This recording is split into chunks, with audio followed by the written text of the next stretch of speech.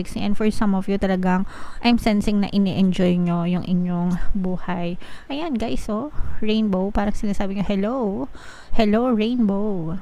Wini-welcome nyo yung kasiyahan sa buhay nyo. So very colorful ito.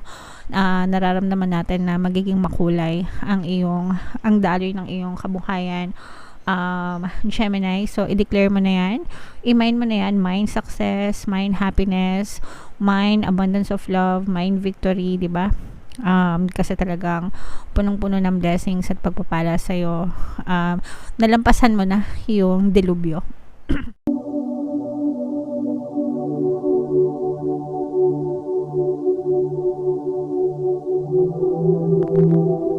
Hello guys, hello Gemini, welcome back to Pinoy Pixie Tarot. Ang pamagat ng ating episode for tonight is mid-month kapalaran para ngayong September 16 to 30 para sa Gemini, Sun, Moon, Rising, Sign, and Venus. General reading lang guys, pwede mag-resonate, pwedeng hindi. Combination ng positive and negative energy. Comment down below guys if naka-resonate kayo sa mga messages para sa inyo. By the way mga kapiksi, pasensya na kayo sa boses ko, medyo sumasabit. Alright, so ito yung mga messages para sa inyo ng inyong mga gabay guys para ngayong September 16 to 30. Unang-una, ito yung napakaganda because this involves your healing mga kapigsi, no? Whether mental, emotional, physical, or spiritual healing mga kapigsi. You are undergoing this process na nagiging ma-okay ka na, you're healing, and alam nyo yun, dapat hindi natin tinitik for granted yung ating kalusugan mga kapiksi. Kung meron kayong meron kayong hindi magandang nararamdaman, I always advise na magpakonsulta guys sa mga manggagamot, no? Mga doktor ganyan. Dahil sila yung mga tamang tao na may resources, may kakayahan na ma-diagnose yung inyong mga karamdaman and magdapat ng karampatang gamot sa inyong mga kapiksi. And sa channel natin, meron tayong Ho'oponopono, subliminal na ginawa natin para makatulong sa inyong mga emotional healing kung kayo ay may mga emotional pain naman na pinagdadaanan guys, okay? So pwede nyo pakinggan yun, libre yun dito sa YouTube guys, and sobrang dami ng success stories. And healing is a process guys, hindi ito minamadali, no? Parang sugat, kapag nagkasugat ka, diba? Gagamutin mo, huhugasan mo, sasabunin mo, gagamutin mo, tapos it takes days, sometimes months, sometimes years, depende sa lalim ng sugat bago gumaling. So kanya-kanya tayong degree, kanya-kanya level ng mga pain na pinagdadaanan, pero ang importante is you focus on your healing mga kapiksi para makarecover ka. Alright? And for some of you guys, no, may mga evolution, pagbabago, nag-e-evolve yung iyong pamumuhay, and pag sinabing nag-e-evolve, mas nagiging better ka, better changes coming to your life mga kapiksi. So i-welcome mo itong mga magagandang pagbabago, okay? Mga magagandang pagbabago sa buhay mo na maaaring mag-contribute sa iyong growth, sa iyong development, sa iyong success. Habang tayo ay nagigain ng experience, habang tayo ay tumatanda, we continuously evolve mga kapiksi. Mas marami tayong natututunan, and mas nakaka-survive tayo, or mas na-upgrade din natin yung antas ng ating pamumuhay mga kapiksi, okay? So i-welcome nyo, maging receptive sa mga magagandang pagbabago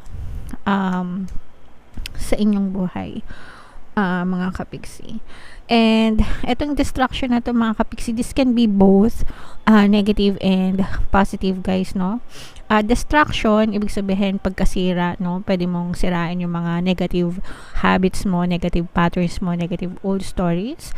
Kapag sinira mo siya, syempre magbababay ka doon sa mga old stories na yun, and you create, no? You create your own new pattern, new beliefs, new stories na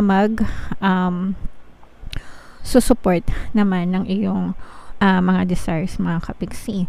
On a negative note guys, no, yung pagpapadala nyo sa mga negative emotions nyo, yung negative emotions nyo guys, it's always being influenced by your negative thoughts. Yung emosyon nyo, palagi sumusunod yan sa pattern ng thoughts nyo. Kung negative yung emotion nyo, ibig sabihin negative yung daloy ng pag-iisip nyo or yung pattern ng pag-iisip nyo, and it might bring destruction sa'yo, no? Pwede siyang makasira ng buhay mo kapag palagi kang negatron, ganyan. So, iwasan nyo, guys, no? Yung negatron because you're just destructing your life, mga kapiksi. Whatever you focus on, manifests. Kung ano yung pinofocus ng attention mo, yun yung nagre-reflect sa iyong 3D or sa iyong physical reality. So, it's very important that you focus on the positive ones, creative ones, no? Not destructive ones, para gumanda yung daloy ng iyong pamumuhay. Alright? So, yan yung mga messages sa'yo, Gemini, para ngayong September 16 to 30. Tingnan natin guys yung mga ganap sa buhay nyo. Shuffle ko to, hanapin ko yung energy ng Gemini. Habang sinashuffle ko to guys, panoorin nyo muna tong video natin regarding sa ating paano mag-manifest ng abundance video course.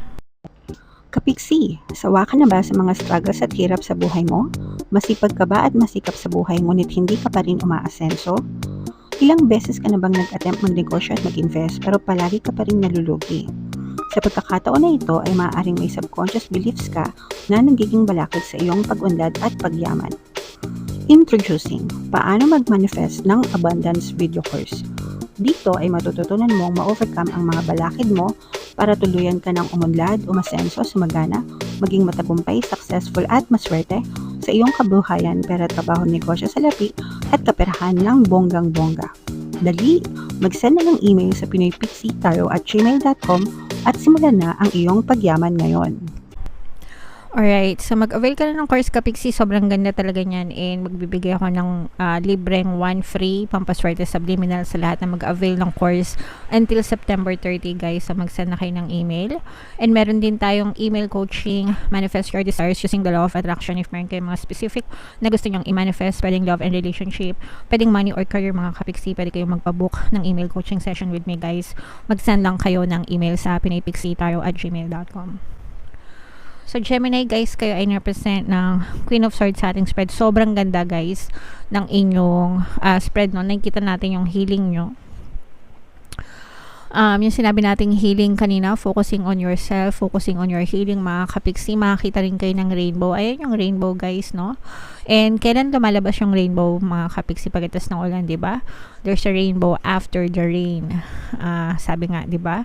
So, dahil sa iyong pagtitiyaga, pagsisikap sa buhay, mga pagtitiis, matatapos din yung mga pagtitiis nyo, and makikita nyo rin tong bahaghari, guys, no? Ito yung magsisilbing liwanag sa daan ng pagbabago, and magkakaroon ka ng success. Nasa inyo yung energy ng success, guys.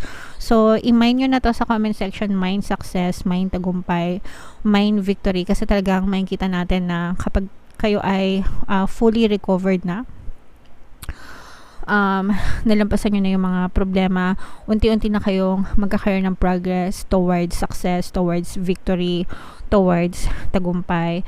And for some of you, maaari nyo na itong na-experience, no? Parang may mga nakikita na kayong evidence sa inyong physical reality. Baka may mga na-accomplish na kayo, baka may mga goals na or desires na na-achieve kayo. For some of you, maaaring nagkakaroon din kayo ng mga little manifestations or mini manifestations ang tawag ko doon. Mga bridge of incidents, no? Bridge of incidents na pinangyayari ni universe hanggang sa maging 100% fully manifested yung mga bagay na hinihiling nyo. So, you just have to persist, mga Kapiksi, magpatuloy lang. And eventually, mararating nyo rin itong tuktok ng tagumpay na ito, mga Kapiksi. For some of you, wini-welcome nyo ito, mga magagandang pagbabago na to, diba? Sabi ko sa inyo, mga magagandang pagbabago. So, wini-welcome nyo itong mga good changes, no? Wini-welcome nyo itong mga magagandang pagbabago.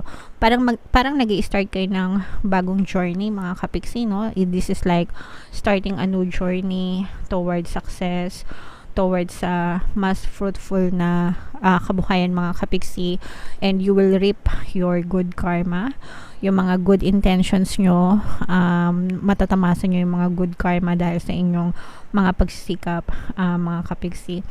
As you progress, guys, nakikita natin na mas nagiging maliwanag yung daan nyo, no? Compared before, parang mas maliwanag, mas payapa, mas tahimik, mas peaceful yung daan na tinatahak mo ngayon kumpara before. Parang yung iba sa inyo, maaaring nagkakaroon na rin kayo ng peace of mind, kaya mas tahimik yung inyong energy mga kapiksi. So, ituloy-tuloy nyo lang to.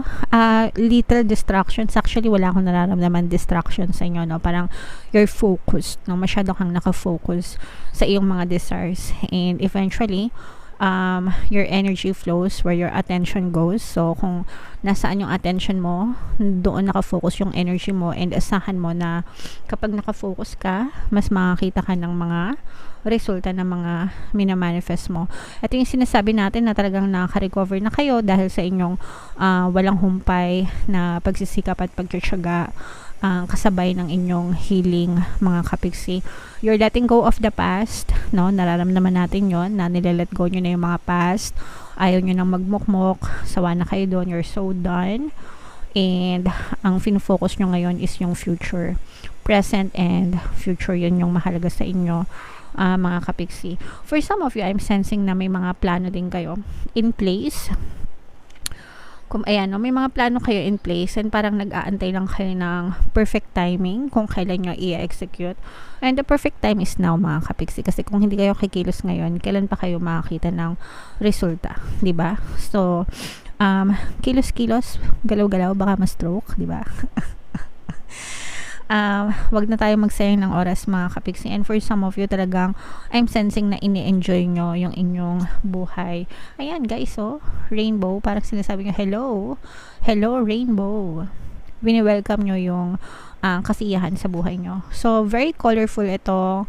Nararamdaman natin na magiging makulay ang daloy ng iyong kabuhayan, Gemini. So, i-declare mo na yan, i-mind mo na yan, mind success, mind happiness, mind abundance of love, mind victory, di ba?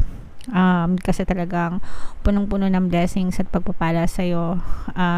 Nalampasan mo na yung delubyo. And sabi ko nga, mas magiging makulay, maliwalas na ang iyong pamumuhay simula ngayon, Gemini, okay? So, i-declare mo na that this is your story, and i-align mo na yung sarili mo dito sa energy na to para ma-experience mo talaga. And yeah, so comment down below, Gemini, if naka-resonate kayo. Ito yung ating love life reading, guys, para ngayong September. Kung hindi nyo pa napapanood, panoorin nyo na. And ito naman yung ating success stories ng paano mag-manifest ng abundance video course. Thank you for liking, sharing, and subscribing mga kapiksi, and see you again next time. I love you all, guys. Have a nice day. Bye-bye.